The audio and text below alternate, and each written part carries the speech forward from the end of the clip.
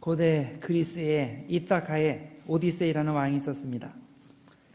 그가 트로이 전쟁에 출정하면서 그의 사랑하는 아들을 가장 믿을 만한 친구에게 맡기고 떠났는데 그의 이름이 바로 멘토라는 사람이었습니다.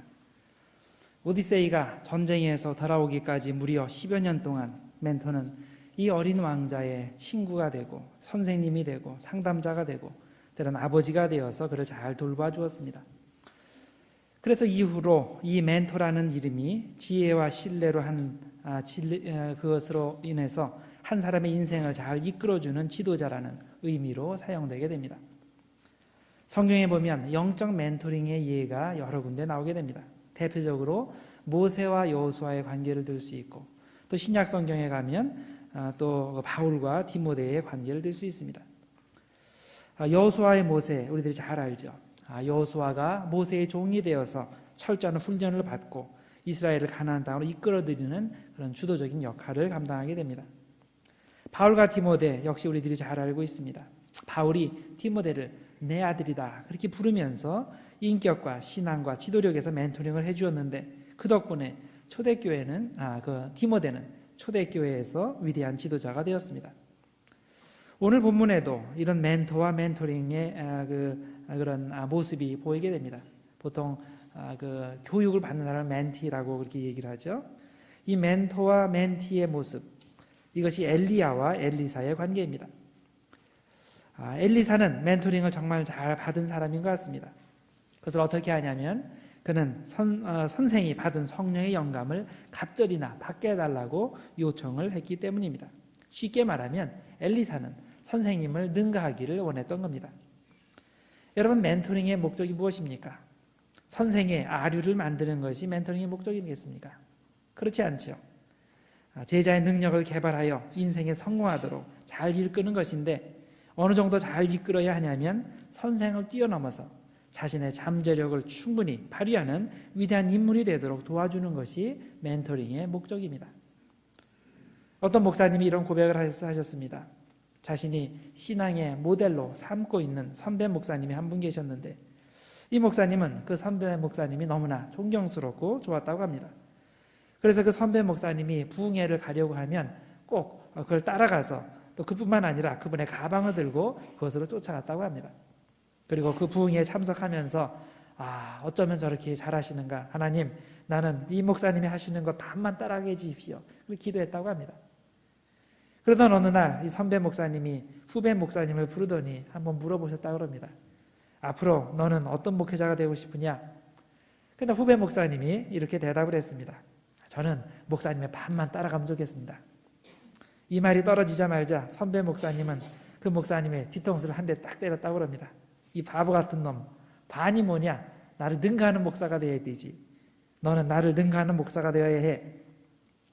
이 일이 있은 후에 이 목사님의 기도가 바뀌었다고 얘기합니다.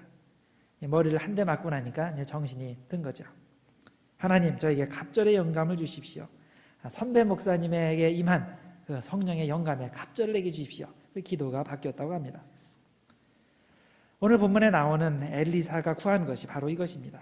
9절에 그렇게 말씀합니다. 당신의 성령이 하시는 역사가 갑절이나 내게 있게 하소서. 이게 엘리사의 기도의 제목이었습니다. 엘리야 선지자 위에 임한 그 하나님의 성령의 역사가 내 위에 갑절이라 임하기를 원하옵나이다. 엘리사가 이렇게 갑절의 성령의 역사를 구하는 것은 물론 선생을 무시하는 마음에서 나온 것은 아니죠. 이것은 엘리야를 진심으로 존경하는 마음에서 나온 간구인 것입니다. 만일 엘리야 선생님이 가지고 있는 것이 별 볼 일 없다면 그 별 볼 일 없는 것에 2배를 원할 이유가 어디에 있겠습니까? 그래서 정말 값지기 때문에, 귀하기 때문에 그것에 2배를 원하는 것이 아닙니까? 동시에 이렇게 갑절의 영감을 구하는 것은 겸손의 표현입니다. 이것은 엘리사의 욕심이나 야망이 아니라 엘리야가 감당했던 그런 종류의 위대한 일을 감당하기 위해서는 자기에게는 갑절의 성령이 필요하다는 겸손의 표현인 것입니다. 자신의 부족을 느끼기에 갑절의 영감을 구할 수밖에 없는 것입니다. 당시에 엘리야와 엘리사가 사는 세상은 진짜 하루라도 성령의 능력이 없으면 살아갈 수 없는 암흑세기였습니다. 당시에는 하나님을 경외하는 사람들이 없고 우상 숭배가 만연했습니다. 그러다 보니 하나님의 말씀을 전하는 선지자들은 아주 대단히 위험한 처지에 빠져 있습니다. 잡혀서 죽임을 당하기 일쑤였습니다. 지난주에 잠깐 언급했듯이 열왕기상 18장 4절에 보면 이세벨이 전국적으로 여호와의 선지자들을 진멸하고 있었다고 밝히고 있습니다. 이런 위기의 상황에서 오바댜라는 사람이 선지자들 중에서 100명을 몰래 동굴에 숨겨주었다는 이야기가 나옵니다. 이것이 당시의 상황입니다. 선지자의 일을 감당하기가 굉장히 어려운 때인 것입니다. 그러기에 엘리사는 자기가 선지자의 사명을 제대로 감당하기 위해서는 엘리야에게 임했던 그 성령의 그 능력, 그거보다 적어도 2배는 많이 받아야 가능하다고 믿고 있는 것입니다. 이것을 얻기 위해서 엘리사는 그래서 끈질기게 엘리야를 따라다녔던 것입니다. 처음에 엘리야가 하나님이 자신을 불러가신다는 것을 알았을 때 자기를 따라다니던 엘리사를 길갈에 머물러 두기를 원했습니다. 아마 마지막 시간을 조용히 혼자서 보내고 싶어서 그렇게 했을 수가 있습니다. 그러나 엘리사는 막무가내였죠. 스승의 마지막 순간까지 꼭 따라가겠다고 고집을 부렸습니다. 스승이 가는 길이라면 끝까지 따라가고 싶어 했습니다. 길갈에 남아있으라고 하니까 엘리사가 뭐라고 대답을 합니까? 강하게 반박을 합니다. 2절입니다. 여호와께서 살아계심과 당신의 영혼이 살아있음을 두고 맹세하노니 내가 당신을 떠나지 아니하겠나이다. 죽어도 끝까지 따라가겠다는 표현이죠. 뭔가 분명히 원하는 것이 있는 거죠. 그 후에 2번 더 엘리야는 엘리사에게 여기 머물러 있으라, 더 이상 따라오지 말라, 그렇게 이야기를 하지만 엘리사는 똑같은 대답을 합니다. 여호와께서 살아계심과 당신의 영혼에 살아있음을 두고 맹세하노니 내가 당신을 절대 떠나지 아니하겠나이다. 이제 마지막으로 요단강가에 이르렀을 때 엘리야는 자신의 겉옷을 가지고 말아서 요단 강물을 쳤습니다. 그랬더니 물이 이리저리 갈라지고 또 물이 갈라지게 되니까 엘리사와 엘리야가 함께 건너갔습니다. 엘리야가 이제 제자 엘리사에게 묻습니다. 이제 하나님께서 이제 곧 나를 데리고 가실 시간이 왔다. 도대체 원하는 게 뭐냐? 뭐 때문에 이렇게 마지막까지 나를 이렇게 따라다니고 있는 거냐? 내가 뭘 해주기를 원하냐? 이때 엘리사가 대답을 합니다. 갑절의 영감을 원합니다. 선생님에게 임한 성령의 역사가 갑절이나 내 위에 임하기를 원합니다. 여러분, 엘리사는 정말 하나님의 은혜를 사모하는 사람입니다. 사명 감당하기 위해서는 반드시 갑절의 성령이 있어야 한다고 믿고 끝까지 성령을 구한 사람입니다. 엘리야에게 임한 성령의 갑절을 원한 만큼 그만큼 하나님을 향한 열정이 대단한 사람입니다. 이런 신앙의 자세는 사실 그가 처음에 엘리야에게 선택되는 과정에서부터 잘 나타납니다. 엘리사는 재산이 있는 사람이었습니다. 성경에 보면 이 사람이 넓은 밭을 가는데 12사람이 각기 소 2마리씩을 데리고 이 일을 했다고 했습니다. 재산이 있는 사람이죠. 그리고 그가 감독 겸 12번째 결의를 몰고 있을 때 엘리야가 나타나서 그에게 겉옷을 던졌습니다. 이 겉옷을 던졌다는 것은 그를 제자로 삼는다는 그런 의미입니다. 이때 엘리사가 어떻게 합니까? 자기 결의의 소 2마리를 잡아서 하나님께 제사드리고 그 고기를 주위 사람들에게 나누어 주고 선지자를 따랐습니다. 이것은 공개적으로 이제부터 나는 과거를 버린다 하는 그런 뜻입니다. 이제부터는 하나님을 따라 전혀 새로운 삶을 산다는 뜻입니다. 엘리사에게는 이렇게 하나님을 향한 특별한 열정이 있습니다. 하나님 주신 사명을 위해 결단을 할 줄 아는 사람입니다. 그렇기 때문에 엘리야 밑에 그렇게 수많은 제자들이 있었지만은 결국 엘리사가 엘리야의 수제자가 되어서 그를 마지막까지 동행하였던 것입니다. 오늘 성경 말씀에 보면 엘리야가 가는 곳마다 선지자들의 무리가 있었다 그랬죠. 그러니까 엘리야의 뒤를 이을 만한 선지자가 한 사람만 있는 것이 아닙니다. 동네마다 엘리야를 따르는 제자들이 많이 있었습니다. 그 중에서 이 엘리사가 그 수제자가 된 것입니다. 여러분, 엘리사가 그 수많은 제자들 중에서 수제자가 되고 또 마침내 엘리야에게 임한 성령의 갑절의 역사가 그에 임한 것이 절대 우연이 아닙니다. 그 정도로 남다른 열정이 있는 사람입니다. 그런데 우리는 어떻습니까? 이렇게 위대함에 도달한 사람을 볼 때 그저 쉽게 그의 마지막 모습만 보는 경향이 있습니다.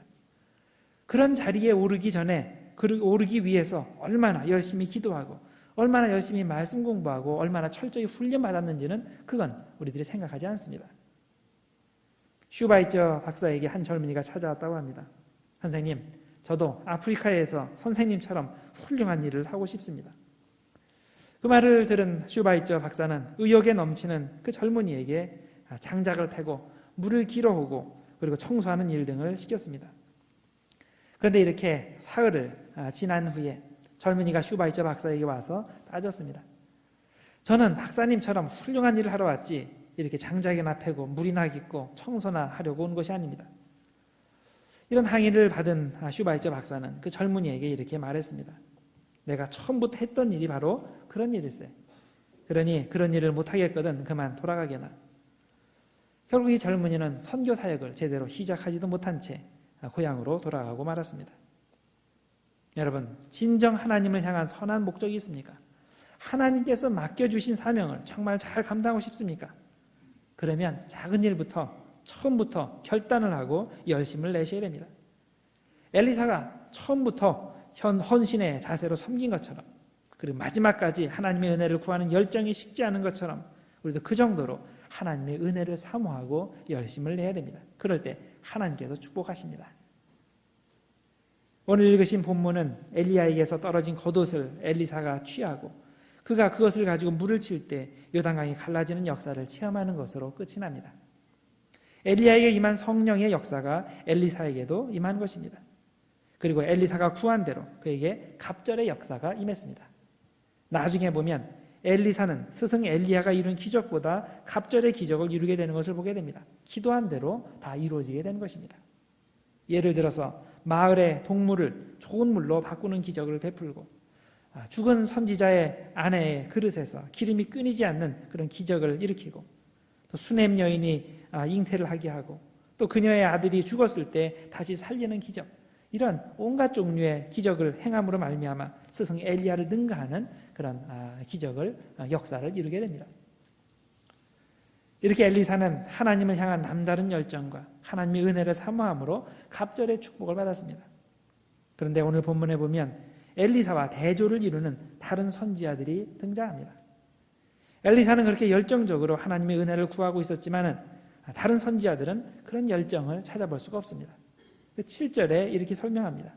선지자의 제자 50명이 가서 멀리 서서 바라보매 그 두 사람이 요단가에 서 있더니 라고 했습니다. 엘리야가 하나님의 나라에 들려 올려가기 직전에 엘리사는 갑절의 영감을 얻기 위해서 끝까지 열심을 내고 있을 때 나머지 50명의 제자들은 뭐하고 있었다고 그랬습니까? 멀리 서서 구경만 하고 있었다고 여기 기록되어 있습니다. 자, 멀리 서서 구경만 하고 있는 것, 이것이 문제입니다. 신앙생활에서 우리는 꼭 피해야 할 그런 사항입니다. 직접 가담해서 열정적으로 하나님의 은혜를 구하지 못하고 그저 멀리 서서 구경만 하면 절대로 신앙이 자라지 않습니다. 신앙이 정체되고 신앙이 퇴보합니다. 영적으로 보면 엘리야가 엘리사에게 그 자리에 머무르라고 3번이나 말한 것은 3번 그를 시험한 것이 됩니다. 여기까지 왔으면 됐어. 여기까지 온 것도 대단한 거야. 이제 조금 천천히 할 때도 됐지 않았어? 여러분, 이런 시험에 빠지면 안 됩니다. 신앙은 하나님께서 부르시는 날까지 끝까지 전진해야 하는 것입니다. 쉬면서 구경하면 그 자체로 퇴보합니다. 우리가 전진해야 할 신앙의 목표가 정해졌으면 그것을 향해서 끊임없이 정말 열심히 전진해야 하는 것입니다. 룻기를 읽어보면 룻이 고집스럽게 시어머니 나오미를 따라가는 이야기가 나옵니다. 모압 땅에 사는 동안에 나오미의 가족에 3가지 큰 비극이 있었죠. 처음에는 남편이 죽더니 그 다음에 2 아들을 장가들였는데 그 2 아들이 결혼한 후에 차례로 죽게 되었죠. 3사람이 죽게 되었습니다. 그래서 결국 누가 남습니까? 남편 잃은 3과부만 남게 됩니다. 그때 둘째 며느리는 자기 고향으로 돌아가는 선택을 합니다. 인간적으로 보면 고향으로 돌아가서 재혼을 하는 것이 가장 좋은 선택이기 때문입니다. 그런데 룻은 어떻습니까? 고집스럽게 시어머니를 따라서 베들레헴으로 간다고 우깁니다. 그 이유가 무엇입니까? 고향으로 가면 더 이상 하나님을 섬길 수 없기 때문입니다. 우상을 섬기던 옛 습관으로, 옛 믿음으로 다시 돌아가기 때문입니다. 그래서 룻은 육신의 편안함 대신에 신앙을 선택합니다. 시어머니를 따라서 베들레헴으로 가서 이스라엘의 하나님을 섬기기로 결단을 하는 것입니다. 여러분, 이런 결단이 있어야 하나님의 축복을 받습니다. 신앙의 목표를 세우고 그것을 향하여 끝까지 포기하지 않고 전진하는 열심이 있어야 하나님의 축복을 받을 수 있습니다. 마태복음 11장 12절에 뭐라고 말씀했습니까? 천국은 침노하는 자의 것이라고 말씀했습니다. 세례 요한의 때부터 지금까지 천국은 침노를 당하나니 침노하는 자는 빼앗느니라. 예수님의 말씀입니다. 이 세상의 일도 열정을 가지고 부단히 전진하는 사람의 몫이 되는데 하물며 하나님의 일은 더욱더 그래야 하지 않겠습니까? 여러분, 회사에서 사람이 승진하려면 어떻게 해야 됩니까? 그냥 남들 하는 대로 똑같이만 하면 승진합니까? 그렇지 못하죠. 끊임없이 자기 개발을 해야 됩니다.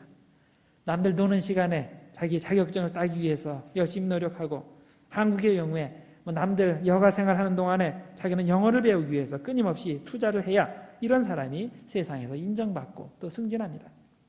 이런 열정이 있어야 됩니다. 신앙의 세계에서도 마찬가지입니다. 구경꾼들은 절대로 성공하지 못합니다. 천국을 사모하는 마음, 하나님의 은혜를 사모하는 그 열정, 하나님께 쓰임받겠다는 그런 마음을 가지고 열심을 낼 때, 그리고 계속 전진을 할 때 우리가 신앙의 세계에서도 성공하게 되는 것입니다. 여러분, 끝까지 하나님의 선지자를 따라다니며 갑절의 영감을 구한 엘리사가 되시기를 바랍니다. 절대로 멀리서 쳐다보기만 하는 구경꾼이 되지 마시길 바랍니다. 구경꾼에게는 그 어떤 역사도 일어나지 않습니다. 그 어떤 능력도 임하지 않습니다. 영적 목표를 세우고 그 목표를 향하여 끝까지 열심을 내는 엘리사들이 모두 되셔서 갑절의 영감을 받아서 모두 능력 있는 주님의 자녀들이 되시기를 주님의 이름으로 축원드립니다. 기도하겠습니다. 하나님 아버지, 감사합니다. 오늘도 주님의 말씀을 통해서 우리 자신을 비추어 보게 하심을 감사드립니다. 우리가 엘리사의 열정을 볼 때 부끄럽습니다. 그렇게 하나님의 은혜를 사모해야 하나님이 축복하시는데 우리도 그렇게 되기를 소원합니다. 엘리사같이 끝까지 하나님의 은혜를 추구하게 하시고 갑절의 영감을 얻기 위해 열심을 내게 하여 주시기를 원합니다. 절대로 신앙의 구경꾼들이 되지 말게 하시고 은혜를 사모함으로 신앙생활의 중심으로 들어오게 하여 주시옵소서. 예수님의 이름으로 기도드리옵나이다. 아멘.